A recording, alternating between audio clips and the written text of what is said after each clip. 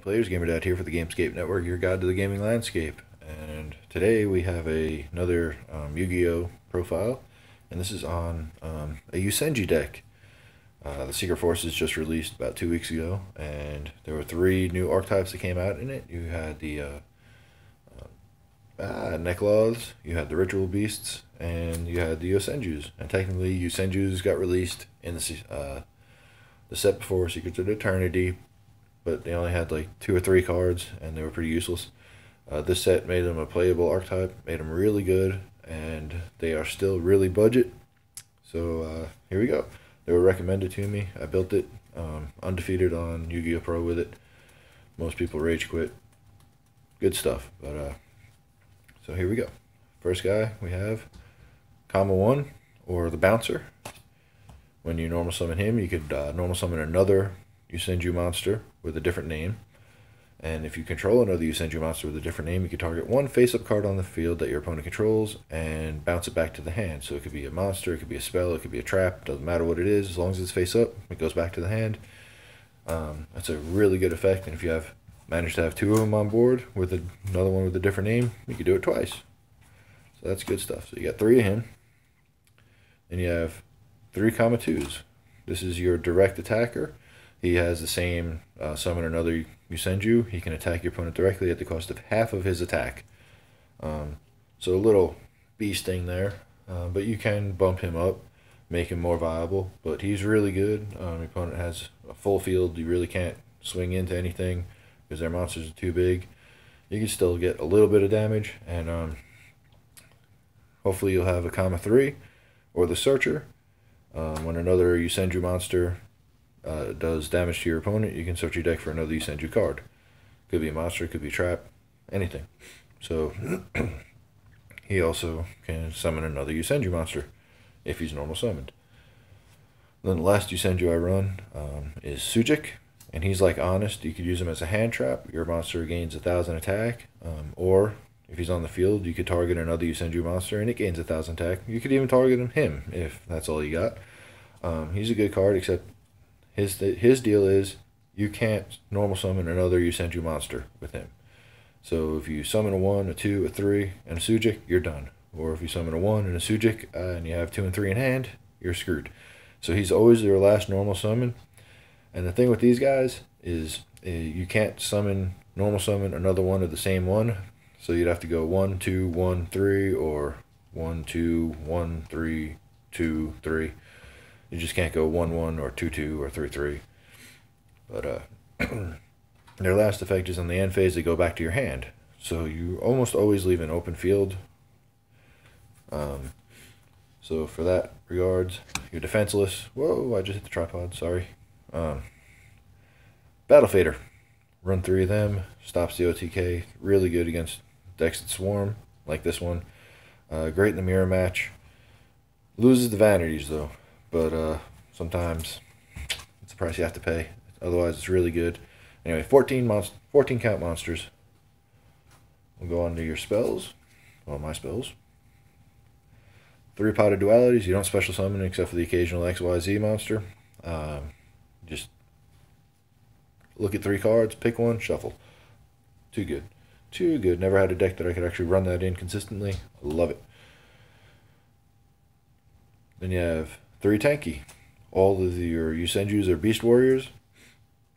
So you play it. If they don't MST it, you search, and then all your monsters you control that are Beast Warriors gain 100 attack.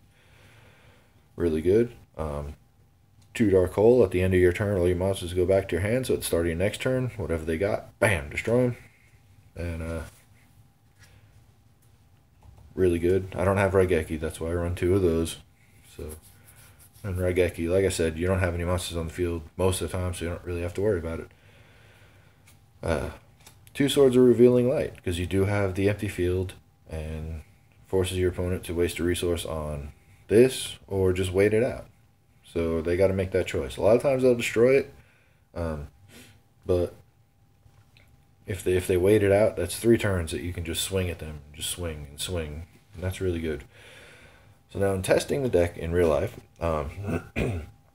my biggest problem was I would summon a combo 1 or 2 or 3, and it would get effect veilered or it would get fiendish chained, and then I'd have one guy on the field and I can't do anything with him. So I found this Tensu. It's like a double summon for Beast Warriors. It boosts up your guys by 300 attack. I only have one. I was never a Fire Formation player, or Fire Fist, or anything. So, and this came from Cosmo Blazers. I want one more of these. Double summon is really good. You know, you summon your monster, your opponent says, "Ha, you're screwed," and you say, "Ha, I'm not screwed," and you continue your play. Tensu, I'd like one more of those. I'm not sure what I'd take out for it, but I would take something out because having that ability, 2 good plus, it makes your Tiger King, another target for Tiger King. That's good. I believe that's 11 spells. So let's go to the traps. First up, you've got 2 Vanity's Emptiness. It's cheap now, so I finally have it, and it stops so much. It does nothing to this deck for the most part, except for your Battle Fader. But you can control when this is on the board or not. So 2 of those. 2 Fiendish Chains, because it's really good. Trishula? Nope. Let's see. Then we got the 2 secret moves. A lot of people don't play this because they don't have the Yosenju monster on the field. Like I said, I had the problem with my guys getting veilered or fiendish chained, and then they'd stay on the field. So this isn't as bad. I'm tossing between switching this out to a Dark Bribe that does the same thing without the condition of having the Yosenju on there. But I'm going to leave it at 2 for now because it's shiny and pretty. Because that's what matters in this game. Shiny and pretty. We have 2 Mirror Force. I'd like to run 3, I guess, but I just don't have the space for it. And 2 Mirror Force.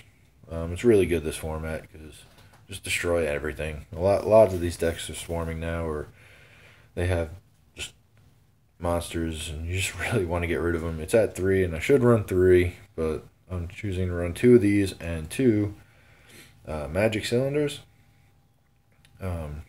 Negate an attack and deal damage to your opponent. I don't like attacking because I don't like Mirror Force. So if I could do damage without attacking, I'm happy. But now I would side these out against certain decks, like Hazy Flames. These are gone because you can't target their stuff. But for the most part, these are usually 1,000 or plus damage that you're doing for free in 1 card. Then another tech card I have, Ceasefire. It's nothing to get 5 monsters on the field on your side. Flip this, that's 2,500, and that's not including what they have on their side. So I like Ceasefire. Like I said, I don't like attacking, so I'm gonna do that. I don't like my opponent attacking a lot, and if I do, I want to have some way of hurting them. So Magic Cylinder, Ceasefire, just burn damage. I love it. 1 macro, get rid of everything in the graveyard, and it keeps your vanities on the field if you want it. Torrential Tribute, just another dark hole basically. Your monsters aren't on the field, so it really doesn't matter. And Bottomless, just to get rid of problem cards when they get summoned. That's it. I don't know how many traps that is. It's probably about 15. 3, 6, 9, 12. Yay for estimation. Alright, let's go to the extra deck. We've got 2 shiny Tiger Kings. It's 2 level 4s. It's a Beast Warrior, so it gets pumped up with Tenki. You can search your deck for your Fire Formation spells, Tenki and Tensu, and it's also a skill drain on your turn. So this would be about one of the only cards you go into, and he's 2,200, and if you get the boost from everything else, he gets kind of high. So he's not a bad choice. I like him. And we have 1 Heartland Draco. Just attack directly if you have a face-up spell card, and this is the only thing you have. You can't target, your opponent can't attack basically, so he's good. Harpy's Pet Phantasmal Dragon, pretty much same thing as Heartland. They can't attack as long as he's got Xyz material on him. 2,000 attack. Cowboy for game.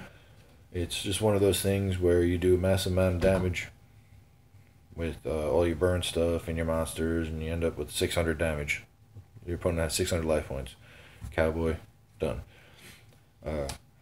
Karen Gorgon, he basically redirects targeted things. So if somebody plays an MST, you can detach from that and target one of their cards. It's good. Dire Wolf for spot removal. Ragna Zero, because I love this card. Really good in the mirror match too, because everybody playing this deck plays tanky. Black Ship of Corn, again, burn damage. Rhapsody and Berserk, get rid of, excuse me, pardon me, get rid of things in your graveyard, boost the attack of, your other cards. So if you have this and this, then this guy can get rid of 2,300 attack, 3,300 attack monsters, I'm sorry. And you have a Castell, because everybody says he's great, and he's good at bouncing, but, you have a normal monster that can do it, but he's still pretty good. He's also a Book of Moon if you need it. Marrowgeist, he's pretty.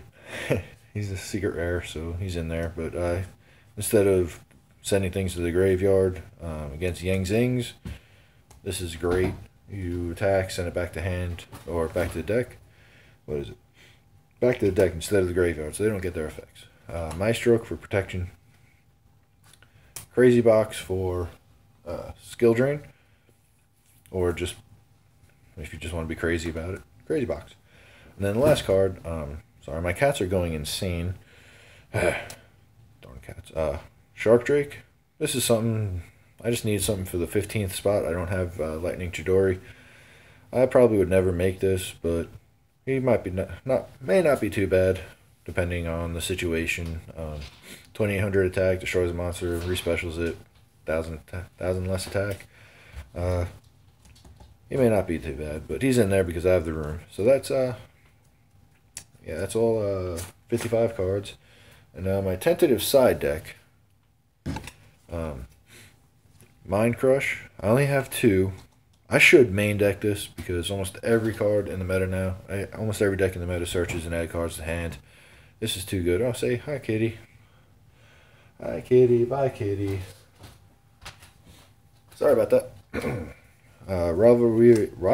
Rivalry of Warlords, because got my Dolces at locals. Otherwise, you wouldn't put that in. But Imperial Iron Wall. Stops banishing. It hurts Necros. It hurts Ritual Beasts. Does nothing for you.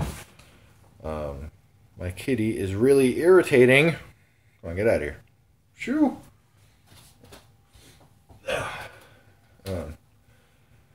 It's just a good. Your 3 MSTs. And then we have 2 Max Cs. 2 Flying Seas, and 2 Chaos Hunters. That and your Infernoids, if you can't stop them, are really, really irritating. I haven't run into any of them yet, but I'm sure I will at some point. And lots of decks banish. This says, no, you can't. And it's also a 2,500 body, so it's pretty damn good. So that and Iron Wall stops a lot of decks. But that's the deck profile, and hopefully in the next couple of weeks I will have a Gem Knight profile, because my daughter loves Gem Knights, and a updated Battling Boxers, because I do think Battling Boxers will be good this format. Everybody's playing Mirror Force, and they say, screw Mirror Force. So, that's that, and hope you enjoyed it. Rate, like, comment, subscribe, or don't. However you want to do it. And I will talk to you guys later. Keep on playing. Later.